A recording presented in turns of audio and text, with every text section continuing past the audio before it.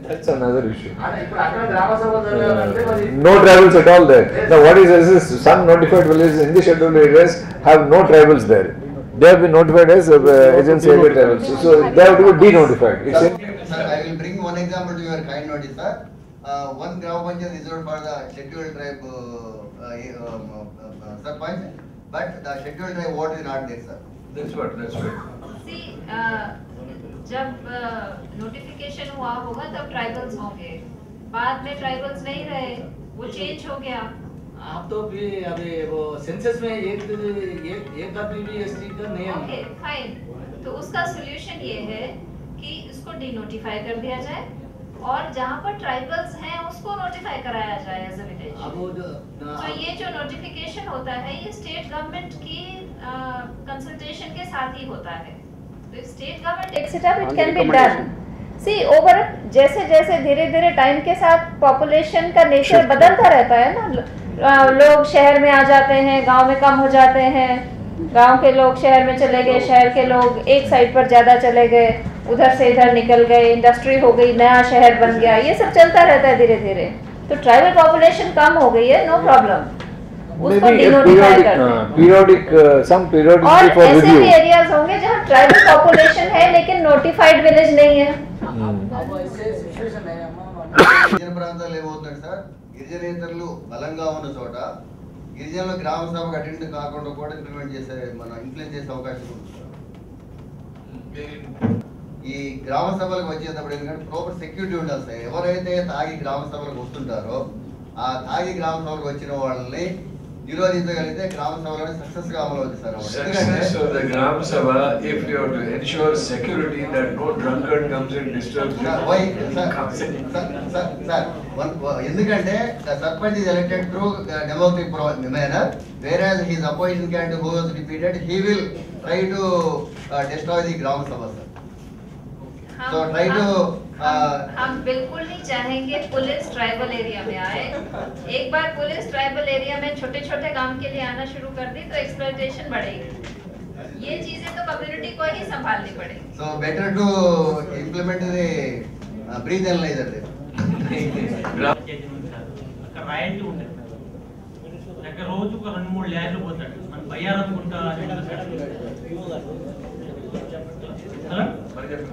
గార్లా మండలంలో రాయల్టీ ఉంటాయి సార్, తెల్లరాయకుండానే ఉంటుంది, శ్రీపురం గ్రామ పంచాయతీ. అది రోజుకు మినిమం ఒక 4-5 లోడ్లు పోతుంది ల్యాడ్, మన శాండ్ అది ఇసుక వచ్చిన రాయల్టీ కానీ పంచాయతీ మాత్రం రూపాయి ఆదాయం లేవు సార్. అది సార్ సమాచార హక్కు మీద లైసెన్స్ ఎవరితోనే ఉంది, అసలు నడిపించేటోళ్ళు ఎవరు, దాన్ని నడిపించేటోళ్ళు ఇప్పుడు నడిపించేటోళ్ళు అయితే కడపలు, ఇక్కడ లోకల్ వాళ్ళు అయితే కాదు sir. Minors are outsiders, some of them get access, but they come from Kadapa. కడపలు సార్, ఇక్కడ కాదు దాన్ని నడిపించేటోళ్ళు. My God. అది లేబర్ పేరు మీద దాని లైసెన్స్ ఉందంట, కానీ సమాచార హక్కు కింద చట్టం మన మైనింగ్ ఏడి కొత్తగూడెంకి పెడితే దాని లైసెన్స్ ఎవరి పేరు మీద అనేది పుతాగేయాలి సార్ ఆయన. They have not given the, even under Right to Information Act, they have asked for who's the owner of this particular contract licensee, not yet given. So that can happen. No, granite and limestone, major granite and limestone. Mining area. So the income from that doesn't come to the Gram Panchayat. That's the way it started, and then they discovered no, that's somebody outsider. Granite sir, అది ఒక నెలకు minimum 3 నుంచి 4 కోట్ల business అది. 4 crores of business turnover. దానికి labour పేరు మీద licence labour తోనే చేయించున్నాడు చేయించి 8-9 మినిమం కంప్లీషన్ బండి ఉంటాయి సార్, కంప్లీషన్ వాళ్ళు 200 బండ్లు పొక్లైన్లో ఉంటాయి పెద్దవి. Oh my God. టిప్పర్లు వస్తాయి మినిమం 10 టిప్పర్లు ఉంటాయి. Poklines 200 to the level of such large number of vehicles. Panchayat మొత్తం total ST total ST panchayat. Sir మళ్ళీ ట్రైబుల్ చేయడానికి అదే మైనింగ్ ఏడి ఈనకపోతే ఎంఆర్ఓ గారు మేము తహసీల్దార్ ఎంఆర్ఓ గారికి పెట్టాము సార్. ఇది ఎవరిచ్చిరేమో మాకైతే తెలియదు బాబు కానీ సర్పంచ్ గారు కానీ, మేమైతే నడిపించేటోళ్ళు ఎవరి కాడ నడిపిస్తున్నారు వాళ్ళ కాడ కాగితాలు తెప్పిస్తామంటే ఇప్పటికి 15 రోజులు అయింది సార్. వాళ్ళు आपने बहुत अच्छे पॉइंट्स उठाए हैं। अपने जो ग्रुप्स में डिस्कशंस हुए हैं, मैं मोस्टली जो आपने पॉइंट्स उठाए हैं उस पर एक एक करके कुछ कुछ कहना चाहूँगी। और मैं ये भी चाहूँगी कि अगर मैं कुछ बोल रही हूँ और आप उससे सहमत नहीं हैं तो आप क्वेश्चन करें ताकि हमारी बातचीत हो, वरना आप बोलते हो मैं नहीं बोलती, मैं बोलती हूँ आप नहीं बोलते, तो फिर बातचीत नहीं होती है। सो अगर आपका कोई सवाल है जो मैं कह रही हूँ उसके बारे में, सहमति या असहमति, तो आप प्लीज़ बात करिए उसके बारे में।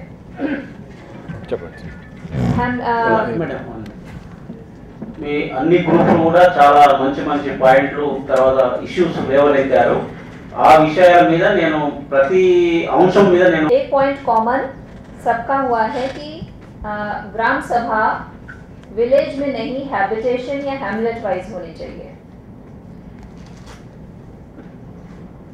पीसा एक्ट में ये है कि ग्राम सभा होनी चाहिए। जो रूल्स हैं स्टेट गवर्नमेंट के,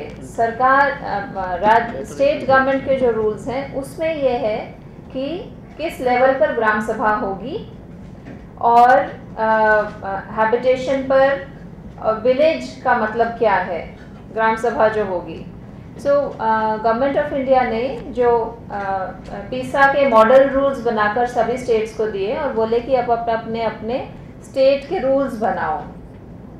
सो उसमें हमने यही रेकमेंड किया है कि विलेज, हैमलेट या हैबिटेशन जो भी स्टेट में ठीक लग रहा है उसके हिसाब से होनी चाहिए।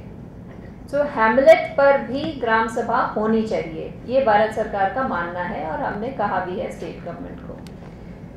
स्टेट गवर्नमेंट ने विलेज की डेफिनेशन, विलेज के ऊपर ग्राम सभा करने का फैसला किया है। आप लोगों ने अपने पॉइंट्स उठाए हैं, कमिश्नर साहब इज़ ऑल्सो हियर, और हम उम्मीद करेंगे कि ये जो प्रॉब्लम है अभी जो आप नए रूल्स बना रहे हैं, तेलंगाना में पीसा रूल्स बनाएंगे, उसमें ये प्रॉब्लम जो है सॉल्व होनी चाहिए।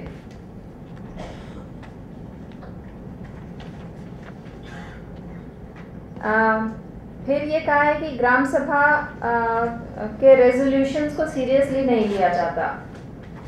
ये बहुत सबसे बड़ा फ्लॉ अगर मैं कहूँगी सिस्टम में है पीसा इम्प्लीमेंटेशन को लेकर, वो यही है एक कि ग्राम सभा तो एक तो बड़ी मुश्किल से मिलके ग्राम सभा एक फैसला लेती है, कोरम और वो सब करना, फिर वो रेजोल्यूशन जब करती है बहुत उम्मीद के साथ करती है कि ये हमारी प्रॉब्लम है, अब इसको सॉल्व करना चाहिए।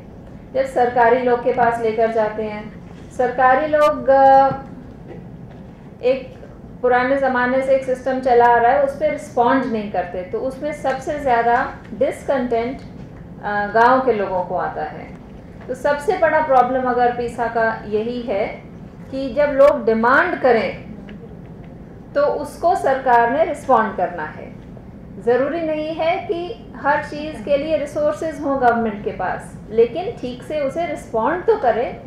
आज हम सड़क नहीं बना सकते, लेकिन अगली बार पैसा आएगा तब बना देंगे, बजाय कि कुछ करना ही नहीं और भगा देना कि तुम कौन होते हो, देखेंगे सोचेंगे, वो वाला नहीं। तो ये रेजोल्यूशन वाला जो इशू है, ये सबसे बड़ा इशू है, जिससे जब ग्राम सभा डिमांड करती है तो पीसा इम्प्लीमेंट नहीं हो पाता। तो इस पर बहुत काम करने वाला है। आप कुछ कहेंगे? అంతకు ముందు చెప్పడంలో एक सजेशन महबूब नगर का मुझे बहुत अच्छा लगा कि पीसा इम्प्लीमेंट करने के लिए कोई कमेटी या कुछ होना चाहिए डिस्ट्रिक्ट लेवल पर। बाकी स्कीम्स के लिए है लेकिन पीसा के लिए नहीं है। मैं आपको ये बताना चाहती हूँ कि हमने मिनिस्ट्री भारत सरकार की रिक्वेस्ट पर ये आज की वर्कशॉप की गई। सभी स्टेट्स में हम लोग ये वर्कशॉप्स कर रहे हैं स्टेट गवर्नमेंट के साथ मिलके। ये पहली है। 10 स्टेट्स हैं जिसमें पीसा लागू है। सो हम 10 स्टेट्स के पास जाकर उनसे सजेशंस ले रहे हैं और पीसा कैसे बेहतरीन तरीके से इम्प्लीमेंट करना है। तो ये सजेशन हमें बहुत ऐसा पसंद आया जिससे हम भारत सरकार से स्टेट गवर्नमेंट को रिक्वेस्ट कर सकते हैं कि डिस्ट्रिक्ट लेवल पर पीसा की मॉनिटरिंग जो है उसको स्ट्रेंथन की जाए। लेकिन इसको जारी हम करेंगे 10 स्टेट्स के साथ बातचीत करने के बाद, बीच में नहीं करेंगे क्योंकि और भी बहुत सारे सजेशंस आने, लेकिन इस पर हम ज़रूर काम करेंगे। ఈ విషయం మీద సంతోష్ జనరల్ ट्रेनिंग के बारे में आपने बात करी। इलेक्टेड रिप्रेजेंटेटिव्स में अवेयरनेस होनी चाहिए, उनको तो ट्रेनिंग देने का एक सिस्टम बना ही हुआ है। ये भी अब इंसिस्ट किया जा रहा है हम लोग कि जो गवर्नमेंट फंक्शनरीज हैं ग्रास रूट लेवल के ऊपर या डिस्ट्रिक्ट एडमिनिस्ट्रेशन तक, जो फील्ड के गवर्नमेंट ऑफिसर्स फंक्शनरीज हैं, उनको भी ट्रेनिंग्स दी जाएगी। इसके साथ ही हम ये भी चाहते हैं कि स्टेट लेवल पर भी ट्रेनिंग्स दी जाएं, क्योंकि पीसा सिर्फ डिस्ट्रिक्ट वालों ने नहीं करना, एक्साइज डिपार्टमेंट ने भी पीसा इम्प्लीमेंट करना है, माइनिंग डिपार्टमेंट ने भी पीसा इम्प्लीमेंट करना है, फॉरेस्ट डिपार्टमेंट ने भी करना है, रेवेन्यू डिपार्टमेंट ने भी करना है। तो सारे डिपार्टमेंट्स को भी इसको ट्रेनिंग देने की ज़रूरत है। और इसके लिए अभी यहाँ बैठे हुए थे डॉक्टर प्रसाद, जो कि NIRD में हैं, उनका और उनका टीम है जो कि जिन्होंने हमारे लिए ट्रेनिंग मैनुअल बनाया है पीसा का। अभी हम उसको निकालेंगे, 1 महीने में फाइनल कर देंगे। उसमें ट्रेनिंग ऑफ ट्रेनर्स है और इलेक्टेड रिप्रेजेंटेटिव्स को, फंक्शनरीज को क्या क्या ट्रेनिंग्स देनी है, मॉड्यूल वगैरह पूरा डिटेल बनाया गया है, पूरी डिटेल ट्रेनिंग के लिए। सबसे इम्पॉर्टेंट बात जो आपने ये भी कही है कईयों ने कि ये सब तो है ही सरकारी लोगों को देनी है, ग्राम सभा को भी ट्रेनिंग देने की ज़रूरत है, क्योंकि असली काम तो ग्राम सभा ने ही करना है, बाकियों ने तो रिस्पॉन्ड करना है या इनेबल करना है, लेकिन असली रेजोल्यूशन जो मिलकर बैठने का काम करने का है वो ग्राम सभा का है। इसके बारे में मैं आपको बताना चाहूँगी कि राजीव गांधी पंचायत सशक्तिकरण अभियान RGPS से, मैंने हमारी मिनिस्ट्री ऑफ पंचायती राज का भारत सरकार में एक प्रोग्राम है जिसके अंतर्गत हम लोग कैपेसिटी बिल्डिंग ट्रेनिंग के लिए पैसा देते हैं स्टेट गवर्नमेंट्स को। इसमें इलेक्टेड रिप्रेजेंटेटिव्स, गवर्नमेंट, या आज की जैसे वर्कशॉप है, हम लोग स्टेट लेवल पर बैठे हैं, आपसे बातचीत हुई, तो इसके लिए तो है ही। उसके अलावा हर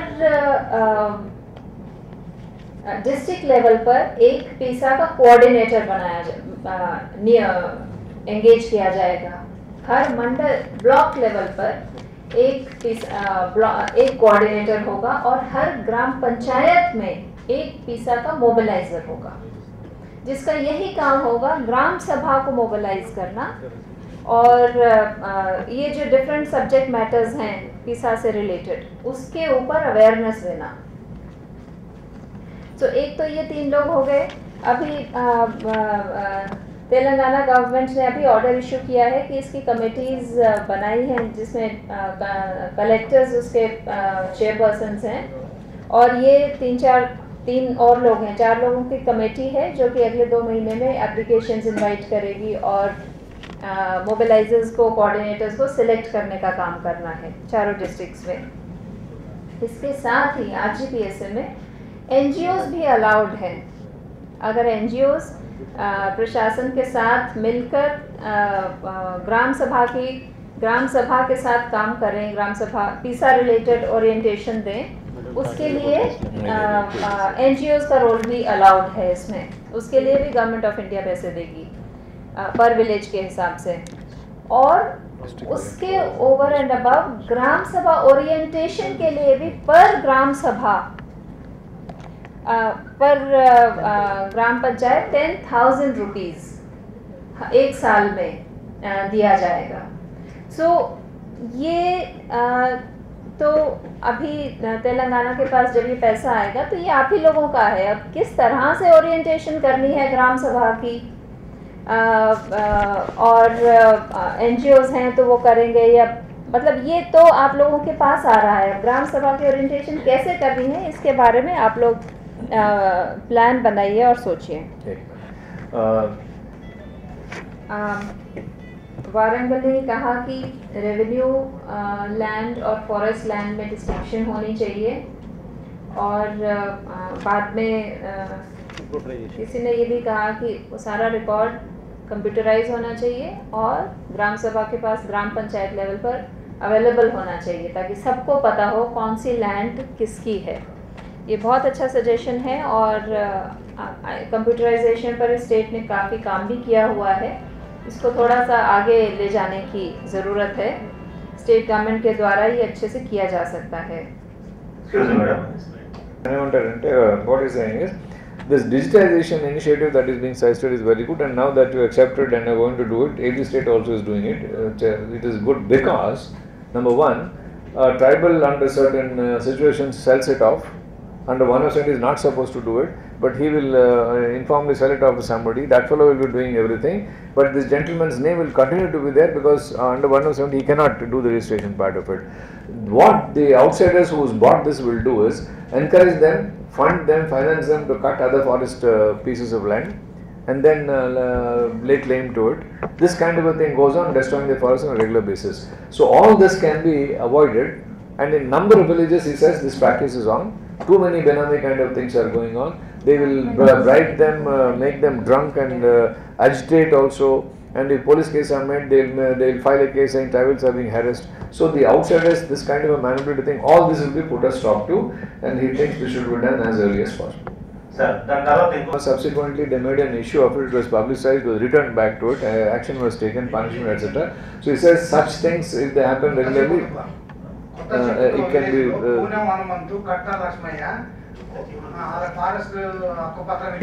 Does anybody know what PISA Act says about land alienation? PISA Act में क्या लिखा है land alienation के बारे में?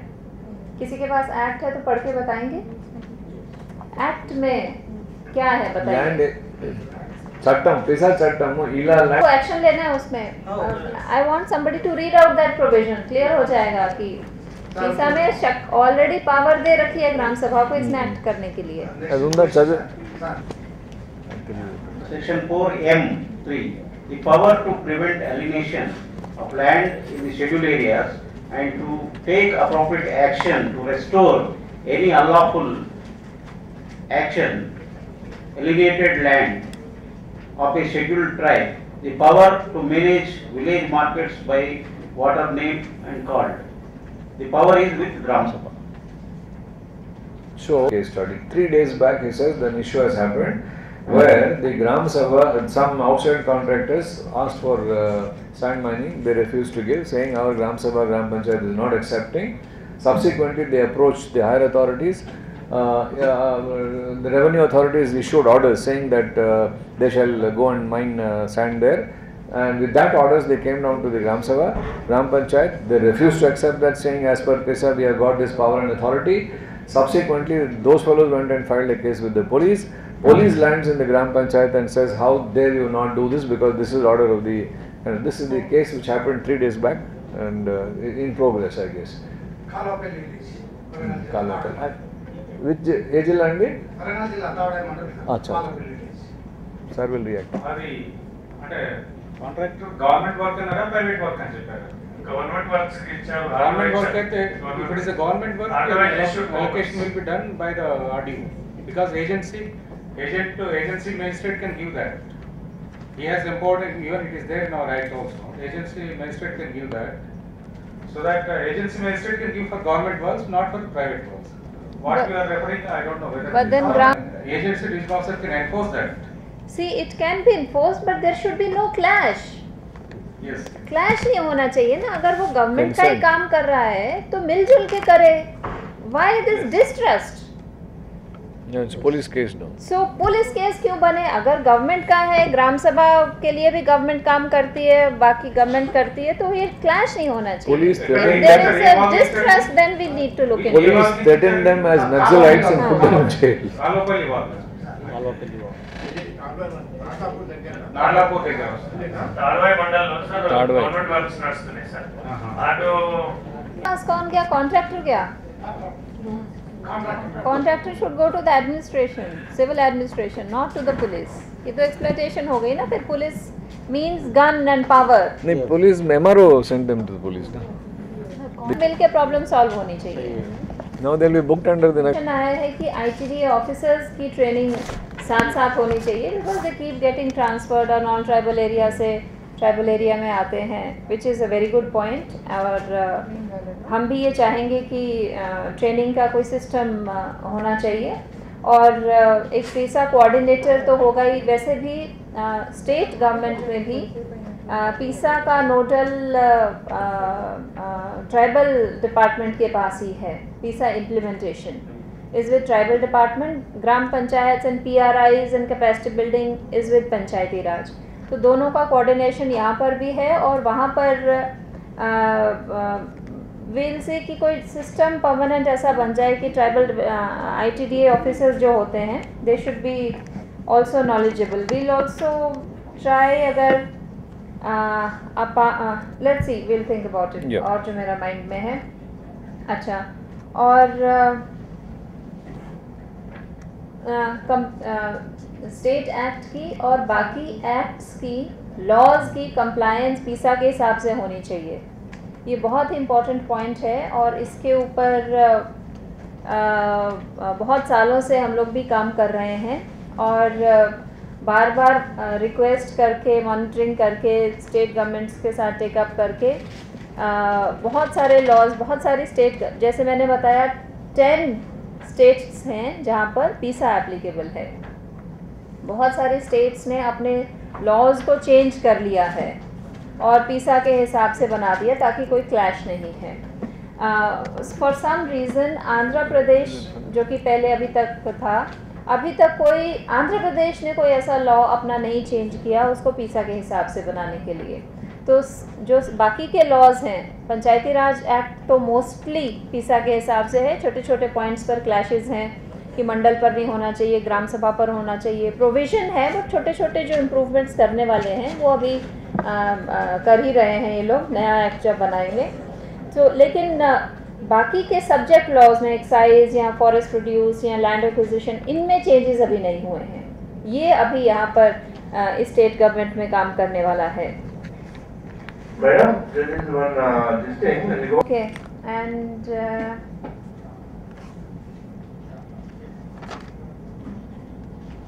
I think mostly इसी तरह के इश्यूज हैं। और any other issues, आप लोग कोई और इशू रेज करना चाहते हैं, या कोई पॉइंट अनकवर्ड रह गया है आपको लग रहा है हमारी तरफ से? आप कुछ कहना चाहेंगे इसके बारे में? I would also request both the district collectors and PO are here. आप लोग, you can also give your inputs and then we'll sum up after that. आज की discussions के बाद told all my views. So the habitation as the prime point, and this new notification to come, then all acts and laws to be amended to suit the PISA Act. These are the two major takeaways from this particular discussion. I think you would have heard it from all the ground level functionaries also. So reinforcing this point, వారు కూడా ఇది మిగిలిన loss కూడా Pisa చట్టంకి అది complaints ఉండాలి అని అందరూ, మన సర్పంచ్ నుంచి, ఎంపీటీసీ నుంచి, జెడ్పీటీసీ నుంచి అందరూ చెప్పారు. కాబట్టి since the ground level function is also told, this is a point for the state government to take forward and amend all the other rules and act. And of course this habitation and the hamlet being the focal point rather than a village. And the other issue being land acquisition to be made with the Gram Sabha. That's one of the major issues. And even in minor minerals, as I pointed out, ma'am, the Gram Panchayat is being made the body, but Gram Panchayat can be bought over any time. Whereas minor minerals also, the Gram Sabha should be the decision making body. And as you suggested, ma'am, the major minerals also, the decision should also be resting with the Gram Sabha, because the tribals are ultimately the owners of the minerals in those areas, so they should have a say even in the major minerals and have a share in whatever is the profit. Proceeds of that. Proceeds of the. It's a very important point, isn't it? Major share. Proceeds of the major minerals which are being excavated from those places. Thank you. Collector Warangal. Actually, what the previous session, what Principal Secretary here and RD has initiated discussion that convergence of all the line departments at Gram Panchayat is essential. For that we have provisions in Gram Panchayat Act as well as in PISA, more particularly in PISA. It's giving more responsibility to the people to assert their rights and responsibilities. ఏదైతే Pisa చట్టం ఉందో మనకి గ్రామ పంచాయతీలో ఏదైతే democratic అంటే ప్రజాస్వామ్యబద్ధంగా elections అయిన వాటికి మాత్రమే ఉంది. అయితే పీసా చట్టం ఏం చేస్తుందంటే అక్కడ ఉన్న ప్రతి మనిషికి కూడా, ప్రతి వాళ్ళకి కూడా, ప్రతి ట్రైబల్కి, ప్రతి వాళ్ళకి అందరికి కూడా కొంత హక్కు ఇచ్చేసి గ్రామ పంచాయతీ చేసేదానికంటే కూడా దీనికి ఎక్కువ పవర్స్ ఇవ్వడం జరిగింది. అయితే ఈ ఏదైతే ఉందో వ్యవస్థ ఏదైతే ఉందో దీన్ని మనం కాపాడుకోవాలి, దీన్ని సరిగా ఉపయోగించుకోవాలనేది నా ఉద్దేశం. ముఖ్యంగా ఏంటంటే ఇప్పుడు మనకి అన్ని డిపార్ట్మెంట్స్ పనిచేస్తున్నాయి, స్కూల్స్ ఉన్నాయి, అంగన్వాడీ సెంటర్, సబ్ సెంటర్స్ అన్ని మనకి ఆదర్శ రైతులు ఉన్నారు, చాలా మంది ఒక 20 రకాల డిపార్ట్మెంటల్ ఫంక్షనరీస్ ఉన్నారు, మనకి అందరికి కూడా తెలుసు. ఎవరు కూడా జవాబుదారి కాదనేది మీ ఉద్దేశం. ఎందుకంటే ఎవరికి వాళ్ళంతటా ఆ డిపార్ట్మెంట్కి లైన్ డిపార్ట్మెంట్కి రిపోర్ట్ చేస్తాము, మాకు ప్రజలతో సంబంధం లేదు, మీతో సంబంధం లేదు అన్నట్టుగా పనిచేస్తున్నారు. అటువంటిది కాకుండా అందరం కలిసి పనిచేయాలి, అది ప్రజల యొక్క అభివృద్ధికి మాత్రమే పనిచేయాలనే ఉద్దేశంతో మనం చేయాలి. ఇది ముఖ్య ఉద్దేశం. పీసా యాక్ట్ అనేది గ్రామ పరిపాలన, స్వపరిపాలన రావాలనే ఉద్దేశంతో చేశాము. కాబట్టి అది దాన్ని లెటర్ అండ్ స్పిరిట్ ఏదైతే అనుకున్న విధంగా నడవడానికి మనం అన్ని రకాల కృషి చేయాలి. అది మొదటి సిద్ధాంతం. దాంట్లో ఏదైనా లోపభూయిష్టంగా ఏదైనా గ్రాప్స్కి ఏదైనా ఉంటే అటువంటి అన్నిటి కూడా సరిదిద్దుకోవడానికి మంచి అవకాశం. ఎందుకంటే మనకి కొత్త 29వ రాష్ట్రంగా వచ్చింది. 29వ రాష్ట్రంలో చాలా మందికి చాలా మనకు ఆశలు చాలా ఉన్నాయి, మనకు బాధ్యతలు కూడా దాంతోపాటు అది కూడా వస్తున్నాయి. కాబట్టి వీటన్నింటినీ కూడా మనం సమగ్రంగా చర్చించి తీసుకోవడానికి అవకాశం వచ్చింది. కాబట్టి మనం ఇక్కడికి వచ్చాం, అన్ని రకాలుగా మనం పార్టిసిపేట్ చేసాం. దీంట్లో కొన్ని మీరు చెప్పిన సజెషన్స్ కూడా చాలా బాగున్నాయి. దీంట్లో ఏంటంటే మండల ప్రజా పరిషత్కి ఇచ్చిన హక్కులన్నీ కూడా మనకి గ్రామ సభకు రావాలనేది ముఖ్య ఉద్దేశం. అది ఏదైతే మనం అనుకుంటున్నామో సెంట్రల్ గవర్నమెంట్లో యాక్ట్లో పెట్టామనుకుంటున్నారో ఆ యాక్ట్ ప్రకారం మనకు రాలేదు. మన 2011 చట్టంలో అవన్నీ రాలేదు. గ్రామ పంచాయతీలో ఉండాల్సినవన్నీ కూడా మండల ప్రజా పరిషత్లో పెట్టాం. అవి అన్నీ కూడా మళ్ళీ గ్రామ పంచాయతీకే రావాలి. టీచర్ పని ఊరికి రాలేదు, లేదంటే వాడి 3000కు 2000కు ఊర్లో ఇంకొని పెట్టాడంటే అది మనకు అమలు అవుతుందా? అది మనం చూస్తూ ఊరుకోలేము అటువంటివన్నీ కూడా. అదేవిధంగా అంగన్వాడీ సెంటర్లో గుడ్డు రావట్లేదు, అది పిల్లలకు ఫీడ్ సరిగ్గా పెట్టట్లేదు, అదేవిధంగా టీకాలు వేయట్లేదు, గర్భిణీ స్త్రీలకు మనం ఇవ్వాల్సినవి ఇవ్వట్లేదు. అంటే ఇవన్నీ కూడా చట్టంలో మనకు అన్ని రకాల ప్రోగ్రామ్స్ ఉన్నాయి, డబ్బులు ఖర్చు పెడుతున్నాం కానీ అది ఇంప్లిమెంటేషన్లో రావట్లేదు. ఇవన్నీ కూడా మనం చూసుకోవడానికి ముఖ్యంగా ఏదైతే మనకి ట్రైబల్ విలేజెస్ ఉన్నాయో ఈ మన గ్రామాలలో కూడా ఇటువంటివన్నీ కూడా ప్రజలే డైరెక్ట్గా దీన్ని పర్యవేక్షణ చేసుకోవడానికి మనకు అవకాశం కల్పించాలి. ఇది మన ముఖ్య ఉద్దేశం. కాబట్టి దీన్ని మనం చక్కగా చూడాలి. అదేవిధంగా ఏంటంటే దీంతో పాటుగా కొన్ని హక్కులతో పాటు బాధ్యతలు కూడా మనం తీసుకోవాలి. మన చుట్టుపక్కల ఉన్న అడవి కూడా మనదే. అడవి బాగుంటేనే మనం గ్రామాలు కూడా బాగుపడతాయి. అదేవిధంగా మనకు అడవిలో ఏదైతే మనకు అక్కడ ఉన్న వనరులు, జలం, నీరు కానీ, అదేవిధంగా భూమి కానీ అన్నింటిలో కూడా మనం పర్యావరణ పరిరక్షణ కానీ ఇవన్నీ కూడా మనం చూసుకోవాలి. వీటన్నింటి బాధ్యత కూడా మన మీదే ఉంది కాబట్టి ఆ బాధ్యత కూడా మనకే ఇచ్చారు కాబట్టి మనం కూడా సరిగా చూసుకోవాలి. దట్ ఇస్ అది రెండో విషయం. మూడోది ఏంటంటే ప్రజలు ఎప్పుడు బాగుపడతారనేది ఇప్పుడు మన కల్చర్ని మనం ప్రొటెక్ట్ చేసుకోవాలి. ప్రతి ఊరికి, ప్రతి గ్రామానికి, ప్రతి ఏరియాకి ఉంటుంది. మా ఊరు మా సాంప్రదాయం విధంగా ఉంటుందని అంటాం. ఆ సాంప్రదాయం కూడా మనం ప్రొటెక్ట్ చేసుకోవాలి. అదేవిధంగా అదే అంటూ సాంప్రదాయంతో పాటు మన పరిసరాలు చూసుకోవాలి. అదేవిధంగా మన పిల్లలకు చదువు వచ్చేటట్టు చూసుకోవాలి. మనకి హెల్త్ బాగుండాలి. మళ్ళీ ఏఎన్ఎంలకి వీళ్ళందరూ కూడా చూసుకోవాలి. కాబట్టి అవన్నీ కూడా మనందరం కూడా కరెక్ట్గా చూసుకుంటే సరిపోతుంది.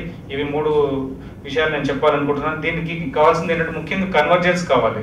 What ever the convergence we have to take up, it has to be happen at village habitation level, especially in the tribal areas. That convergence is lacking now. At least by motivation or by taking more and more outreach activities, it is possible, so that we can go for more kind of. This requires a lot of sensitization through different forums. We have to go for the Kala Jatas as well as print and electronic media and street plays and everything, and motivation and special officers to be appointed for this purpose. Some budget allocation for making all these efforts is required from Government of India. Those things I believe Madam can take up these issues at her level. Thanks. Point भी है जो colour awareness की इन्होंने बात की है और हम लोग ये चाहते हैं और इसके लिए गवर्नमेंट ऑफ इंडिया फंडिंग भी देगी कि पीसा के बारे में आज सारा दिन की डिस्कशन के बाद ये भी क्लियर हुआ कि बहुत सारे लोगों को पीसा के बारे में नहीं मालूम है, स्पेशली ग्राम सभा लेवल पर। सरकारी लोगों को तो ऐसे बिठाकर हम कभी भी बता सकते हैं, इलेक्टेड रिप्रेजेंटेटिव जो PRI के हैं, सरपंच एंड चेयरपर्सन वगैरह, उनकी भी ट्रेनिंग्स होती रहती है, लेकिन गांव के लोगों को पीसा के बारे में कम पता है। तो उनको बताने के लिए एक हम चाहते हैं कि 1 या 2 महीने का एक पीरियड फिक्स किया जाए। बताना चाहिए ठीक है, लेकिन एक अगर फोकस तरीके से हम चलें तो 1 या 2 महीने का कोई पीरियड रखें जो आप हमें बताएं, और उस 2 महीने में बस पीसा के बारे में पूरी जानकारी लोगों को दे दी जाए। फंड्स वैसे भी RGPSA में ग्राम सभा ओरिएंटेशन के पास 10,000 पर डिस्ट्रिक्ट पर ग्राम पंचायत के लिए आपके पास वैसे ही अवेलेबल है, दैट इज ऑल्सो देयर। उसके ओवर एंड अबव चाहिए तो BRGF डिस्ट्रिक्ट्स हैं या RGPSA में कैपेसिटी बिल्डिंग के लिए कुछ ले सकते हैं, या BRGF में कैपेसिटी बिल्डिंग में आप भेज सकते हैं। सो यही 2 विंडोज हमारे पास हैं अवेलेबल फंडिंग के लिए, you have to fit it into दोस।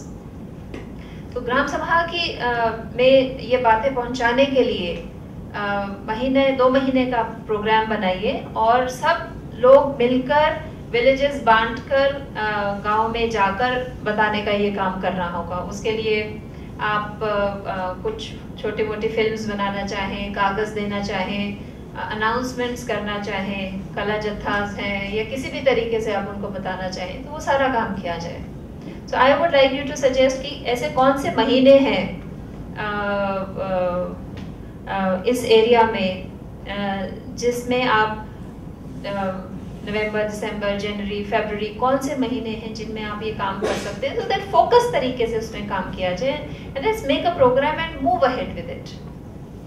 साल में कम से कम हर साल में कोई 2 महीने में हम ये काम कर सकते हैं। 2 seasons में normally lean season is November and December during Kharif, and Rabi it would be around May and June.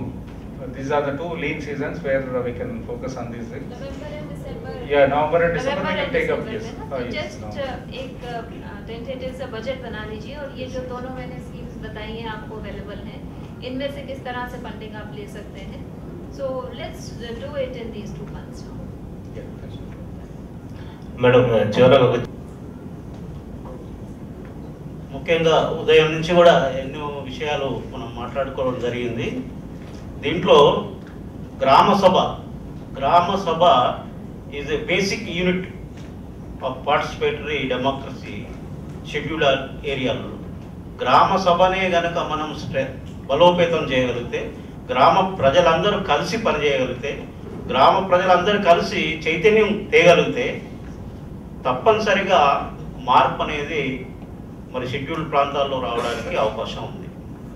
ఇది స్వయం పాలన ద్వారా, ప్రజాస్వామ్యంలో అధికారం అనేది సర్పంచ్కు, మండలాధ్యక్షునికి, జిల్లా పరిషత్ అధ్యక్షునికి, చీఫ్ మినిస్టర్కు ఈ విధంగా ఉన్నప్పుడు ఇక్కడ మాత్రం అంటే షెడ్యూల్ ప్రాంతాల్లో ఉన్న ప్రతి ఓటర్కు, ప్రతి షెడ్యూల్ ప్రాంతాల్లో నివసిస్తున్న ట్రైబల్కు అధికారం అనేది గ్రామ సభ ద్వారా రావడం జరుగుతుంది. ఈ గ్రామ సభని మీరు ఎంత మరి బలోపేతం చేయగలిగితే, ఈ గ్రామ సభ ద్వారా చైతన్యం తేగలిగితే, అక్కడ ఉన్నటువంటి సమస్యల్ని మనమే చేసుకోవడానికి, మనం ఒక పద్ధతి ప్రకారం చేసుకోవడానికి అధికారం అనేది ఈ పీసా చట్టం ద్వారా మనకు గవర్నమెంట్ ఆఫ్ ఇండియా వాళ్ళు ఇచ్చిన ఒక హక్కుని నేను మీ అందరికీ తెలియజేస్తున్నాను. అందరి కొరకు అందరు కలిసి పనిచేయాలి. వైబ్రెంట్ అంటే ఎక్కువ మనం మామూలుగా ప్లెయిన్ ఏరియాలో ఎవరికి పట్టింపు లేకుండా కాకుండా ఏదో జరుగుతుంటుంది, కానీ ట్రైబల్ ఏరియాలో అట్లా కాకుండా ఒక పద్ధతి ప్రకారం వైబ్రెంట్గా మనందరం ఒక మనిషి 10 మందిని చేయాలి. వైబ్రెంట్ చేంజ్ ఏజెంట్స్గా ఒక్కరు 10 మందిని చేంజ్ చేయగలిగితే ఆ ఏరియా మొత్తంలో చేంజ్ అనేది వస్తుంది. కానీ నాన్ ట్రైబల్స్ వచ్చి ట్రైబల్స్ విభజించి ఉన్న చైతన్యాన్ని మళ్ళీ చీకట్లోకి తీసుకుపోతే మళ్ళీ సమస్యలే ఉధృతమవుతాయి, సమస్యలే ఉంటాయి, చీకట్లోనే ఉంటాం, మనం అనుకున్నది సాధించలేకపోతాం. కాబట్టి దీనికి పీసా ఇదే మనకు ఇచ్చినటువంటి ఆయుధం. ఈ ఆయుధాన్ని మనం ప్రజాస్వామ్యం కొరకు, ప్రజల కొరకు, అక్కడ ఉన్నటువంటి షెడ్యూల్ ప్రాంతాల అభివృద్ధి కొరకు మనందరం నిరంతరంగా పనిచేయవలసినటువంటి అవసరం ఉంది. ఇంకొకటి ఏంటంటే IEC యాక్టివిటీ కింద మరి ఇప్పుడు కిషన్ గారు చెప్పినట్టు ఒక రోజుతో కాదు, అది నిరంతరంగా కార్యక్రమం కొనసాగాలి. ట్రైబల్స్కు అర్థమయ్యే రీతిగా ఈరోజు ఆలు మనం 10 సార్లు దిద్దబెడితే ఆలు ఒక స్టూడెంట్ కానీ ఒక చిన్న అబ్బాయి కానీ రావడం జరుగుతుంది. అదేవిధంగా పీసా అని అర్థం అయ్యేంత వరకు ప్రతిరోజు కూడా ఏదో ఒక కార్యక్రమం నిరంతరంగా కొనసాగితే తప్ప దీంట్లో ఉన్నటువంటి పద్ధతులు కానీ, దీంట్లో ఉన్నటువంటి అంశాలు కానీ, దీంట్లో ఉన్నటువంటి చైతన్యపూరితమైనటువంటి కార్యక్రమాలు కానీ నడవడానికి అవకాశం లేదు. కాబట్టి ఇది అందరి పని, అందరి బాధ్యత, ఇది సామాజిక బాధ్యత. మరి ఇది సోషల్ మొబిలైజేషన్ ప్రాసెస్. అందుకనే గ్రామ సభ మొబిలైజర్ అంటున్నాం. మనం గ్రామ సభని ఏర్పాటు చేయడానికి గ్రామ సభ మొబిలైజర్ కావాలి అంటున్నాం. Mobilise the people for what purpose? Social mobilisation for a change outlook, to achieve something, to achieve eradicate poverty, to create employment. ఇట్లా కొన్ని ఉద్దేశాలు ఉన్నాయి. కాబట్టి ఈ పీసా యాక్ట్ని తప్పకుండా మీరు అందరూ ప్రతిరోజు కూడా ఆలోచించి ఒక్కరు 10 మందికి, 10 మంది 100 మందికి, 100 మంది 1000 మందికి చెప్పాలని నా కోరిక. Thank you.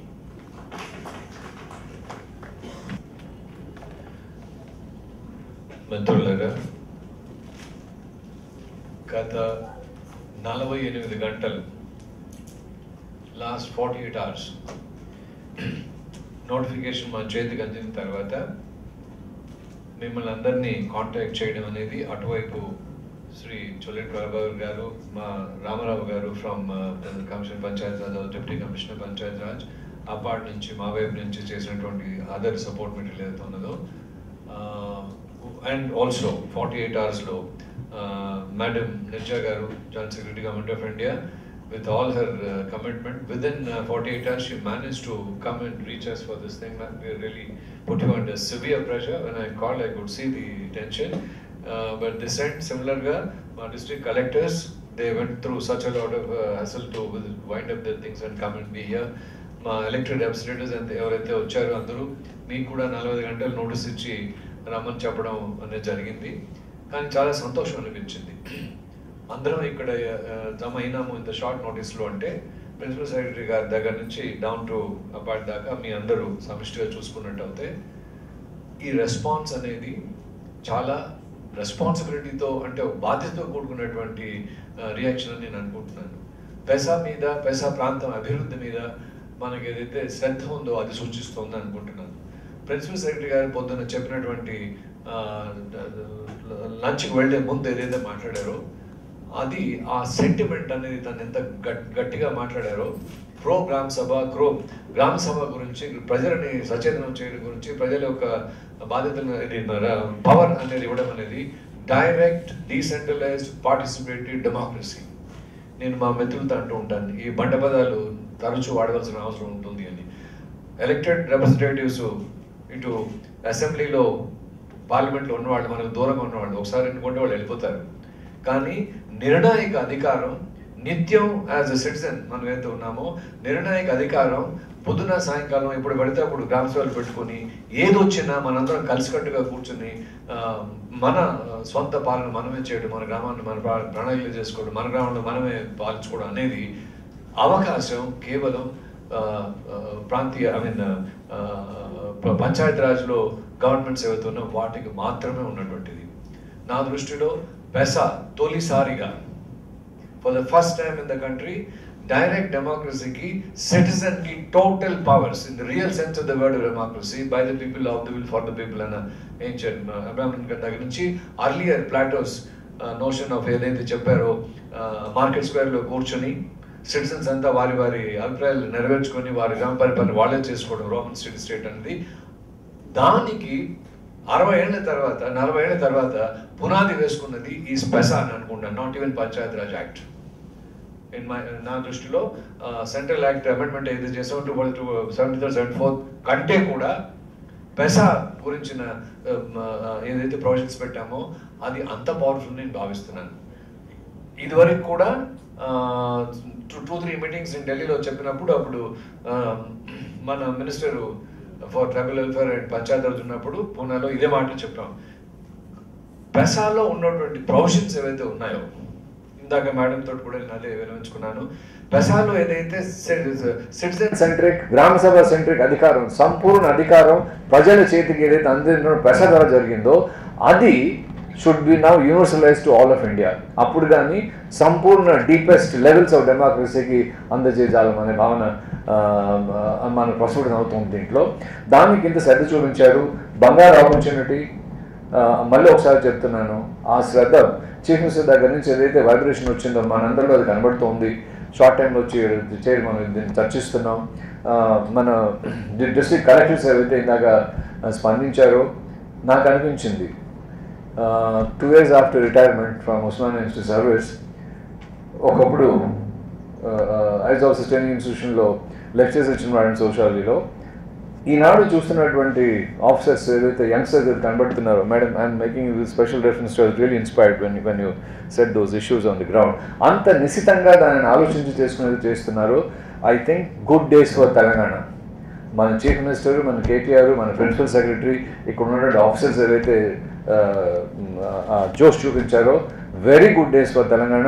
గుర్తుంచుకోవాలి, ఇక్కడ ఉన్నటువంటి ఈరోజు జమైనటువంటి ఆఫీసర్స్ కాదు, ఎలక్టెడ్ రిప్రజెంటేటివ్స్, చైర్మన్ కాదు, మండల్ ప్రెసిడెంట్స్ కాదు, ఎంపీడీఓస్ కాదు, సర్పంచులు కాదు, మీరందరూ చరిత్రలో ఒక 4 శబ్దాలు ఒక పేజీ నింపారు. తెలంగాణ చరిత్రలో మీ అందరి పాత్ర ఉంటుందని ఆ అదృష్టం మనకి దక్కిందని నేను భావిస్తున్నాను.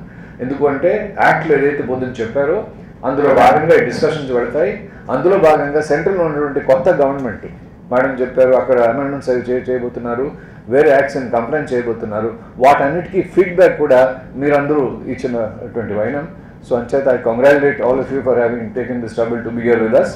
దానికి చెప్తూ మా ప్రిన్సిపల్ సెక్రటరీ గారికి, చోటేటి ప్రభాకర్ గారికి, మేడం గారికి and to all the district collectors from on behalf of APARD, on behalf the centre for decentral planning and administration, my colleagues Anjaneyulu, Yadaya, Sri Lakshmi and all of them who are here with me, who made this possible, to all of them and to all of you, a very grateful thanks to you.